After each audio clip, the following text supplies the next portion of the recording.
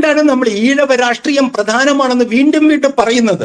അതുകൊണ്ടാണ് നമ്മൾ പറയുന്നത് വെള്ളാപ്പള്ളി അപകടമാണെന്ന് പറയുന്നത്. അതുകൊണ്ടാണ് BDJS അപകടമാണെന്ന് പറയുന്നത്.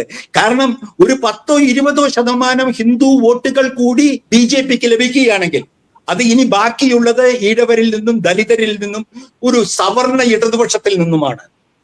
അല്ലാതെ മുസ്ലിങ്ങളുടെ വോട്ടിന് BJPയിലേക്ക് ഉടനെ ഒന്നും പോകാൻ വഴിയില്ലല്ലോ. പിന്നെ എവിടെയാണ് വളരുക BJP വളരുന്നത് ഹിന്ദു വോട്ടിൽ നിന്ന്, ദലിത് വോട്ടിൽ നിന്നാണ്. ട്രൈബൽ വോട്ട് ഇവിടെ കേരളത്തിൽ ഇല്ല. 1%. 18% ദളിതർ. അതിലൊരു ചെറിയ വിഭാഗം ഇപ്പോൾ BJPയിലേക്ക് പോയി കഴിഞ്ഞു. 2, പിന്നെയുള്ളത് ഈഴവരാണ് പ്രമുഖ കക്ഷി. അത് CPM-ൽ നിന്നും ഇടതുപക്ഷത്തിൽ നിന്നും മാറിക്കൊണ്ടിരിക്കുകയാണ്. അതാണ് കഴിഞ്ഞ ലോക്സഭാ തെരഞ്ഞെടുപ്പ് കാണിച്ചത്. ഈ യാഥാർത്ഥ്യങ്ങളെ കാണാതെ പണ്ട് നമ്മുടെ ആരോ ഒരാൾ പറഞ്ഞു എന്തോ ഈ നമ്മുടെ വെസ്റ്റേൺ ഗാർഡ്സിന് ഇപ്പുറം എന്തോ സുരക്ഷിത മേഖലയാണ്. ഒരു സുരക്ഷിത മേഖലയല്ല. കേരളത്തിലെ, ഇന്ത്യയിലെ ഏറ്റവും അധികം RSSന് വേരോട്ടമുള്ള സംസ്ഥാനമാണ്. ഏറ്റവും അപകടകരമായ RSS പ്രസൻസ് ഉള്ളതാണ്. കാരണം ഇവിടെ ന്യൂനപക്ഷങ്ങളുണ്ട്. ഇത് മധ്യപ്രദേശോ ഗുജറാത്തോ അല്ല, മധ്യപ്രദേശോ രാജസ്ഥാനോ അല്ല. ഇവിടെ വളരെ വളരെ വളരെ ശക്തമായ പ്രബലമായ ന്യൂനപക്ഷങ്ങളുള്ള ഇന്ത്യയിലെ ഏക സംസ്ഥാനമാണ് കേരളം.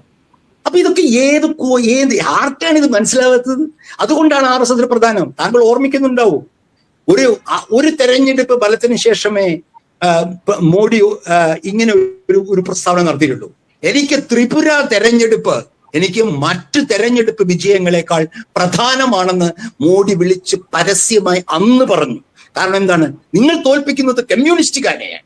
കോൺഗ്രസിനെ അങ്ങോട്ടും ഇങ്ങോട്ടും പോകുന്നു. കോൺഗ്രസ്സുകാർക്ക് പകുതി മൃദു ഹിന്ദുത്വ, പകുതി രാഹുൽ ഗാന്ധിയുടെ ഫാസിസ്റ്റ് വിരുദ്ധത, ഇത്തരത്തിലുള്ള അല്ലെങ്കിൽ തെരഞ്ഞെടുപ്പ് രാഷ്ട്രീയ കളികൾ ഇതുകൊണ്ട് നടത്തുന്ന കോൺഗ്രസിനെ തോൽപ്പിക്കലല്ല നമ്മളുടെ വിജയം. നമ്മളുടെ വിജയം സൈദ്ധാന്തികമായി സാർവദേശീയമായി നിലനിൽക്കുന്ന കമ്മ്യൂണിസ്റ്റ് പ്രസ്ഥാനത്തെ ഇന്ത്യയിൽ പിഴുത് കളയുക എന്നുള്ളതിലാണ് ഞങ്ങളുടെ വിജയം ഇരിക്കുന്നതെന്ന് അവർ പറയുന്നു. അത് നമ്മുടെ കേരളത്തിലെ ആളുകൾക്ക് അത് മനസ്സിലാവുന്നുണ്ടോ ഇല്ലയോ എന്ന് എനിക്കറിയില്ല. അതുകൊണ്ടാണ് ഞാൻ പറയുന്നത്, ഈ വേറൊരു കാര്യം കൂടി ചെറിയാൻ, അടുത്ത ആഴ്ച മോഡി വരികയാണ്, അറിയാമല്ലോ. തിരുവനന്തപുരത്തേക്ക് തന്നെ. അതാണ് ഞാൻ പറഞ്ഞത്, തിരുവനന്തപുരം അവരുടെ ഒരു ട്രോഫിയാണ്. അവർ വിജയിച്ചൊരു ട്രോഫിയാണ്.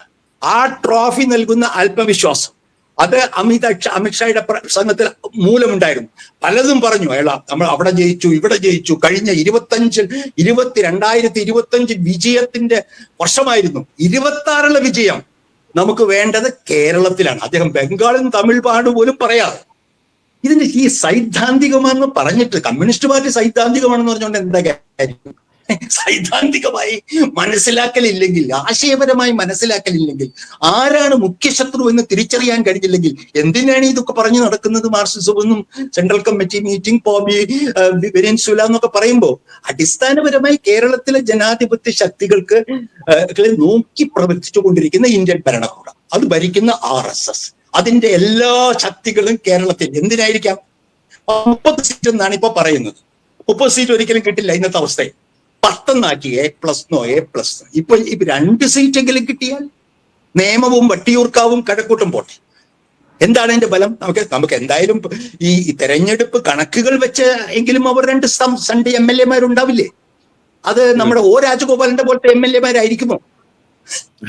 RSSന്റെ പ്രതിനിധികളായ 2 MLA-മാർ കേരളത്തിൽ ഇരിക്കുക എന്ന് പറഞ്ഞാൽ അവർ സംസാരിക്കുന്നത് കേരളം മുഴുവൻ കേൾക്കും. മാധ്യമങ്ങൾ റിപ്പോർട്ട് ചെയ്യും. അവരോടൊപ്പം വേദി പങ്കിടേണ്ടി വരും, ഊണ് കഴിക്കേണ്ടി വരും. അവരുടെ സാമൂഹ്യമായി അവരുമായി ഒരുമിച്ച് നിന്നുകൊണ്ട് BJPയുടെ അവരുടെ സാന്നിധ്യവും അംഗീകരിക്കേണ്ടി വരും കേരളത്തിൽ. അതാണ് ഈ തെരഞ്ഞെടുപ്പിന്റെ പ്രാധാന്യം.